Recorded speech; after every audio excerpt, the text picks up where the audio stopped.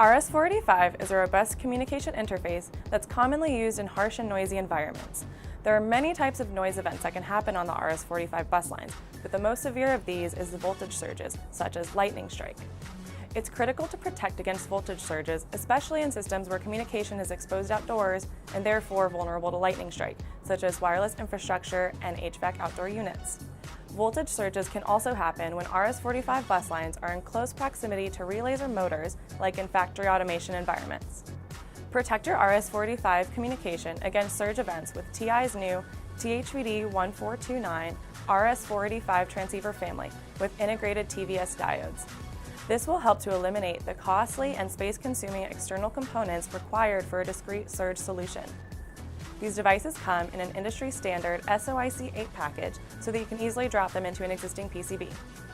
To show you just how incredible this innovation is, we are going to simulate an electrical surge on the RS-485 communication lines using this IEC 61000 generator and the THVD1429. The RS-485 half-duplex EVM and generator are used to strike the bus lines 5 times with voltage surges.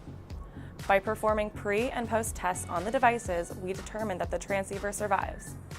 The THVD1429 results show that, without any external protection, the device itself survives 2.5 kilovolts of surge.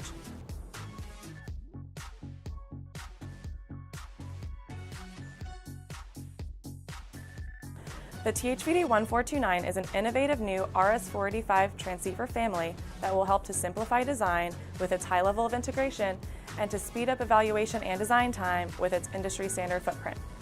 In addition to surge protection, the THVD1429 also integrates HBM ESD, IEC ESD, and EFD protection. Learn more about our new surge protected family by visiting the links below. Thanks for watching.